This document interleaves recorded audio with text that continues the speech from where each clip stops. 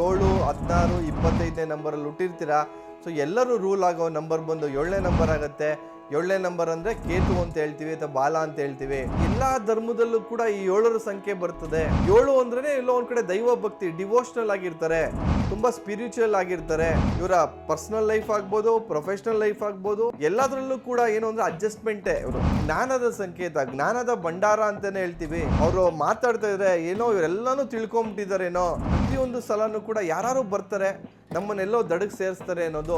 ಯಾರನ್ನ ಇವ್ರು ಹೆಚ್ಚಾಗಿ ನಂಬ್ತಾರಲ್ಲ ಅವರಿಂದನೇ ಇವ್ರಿಗೆ ಮೋಸ ಆಗ್ತದೆ. ಹಾಗಾಗಿ 7ನೇ ತಾರೀಕಲ್ಲಿ ಯಾರು ಹುಟ್ಟಿದ್ದೀರಾ ಸ್ವಲ್ಪ ಪ್ರಾಕ್ಟಿಕಲ್ ಆಗಿ ಬದುಕಿ, ತುಂಬಾ ಎಮೋಷನಲ್ ಆಗ್ಬಿಡಿ. ಲಕ್ಕಿ ನಂಬರ್ ಬಂದು 1 ಆಗುತ್ತೆ, 2 ಆಗುತ್ತೆ, 3 ಆಗುತ್ತೆ, 4 ಅಂತೂ ತುಂಬಾ ಚೆನ್ನಾಗುತ್ತೆ. ಯಾಕಂದ್ರೆ ನಿಮ್ಗೆ ಆಲ್ರೆಡಿ ಗೊತ್ತಿದೆ 4ಕ್ಕೆ 7 ಆಗುತ್ತೆ, 7ಕ್ಕೆ ಅದೇ ರೀತಿ 4 ಕೂಡ ಆಗುತ್ತೆ.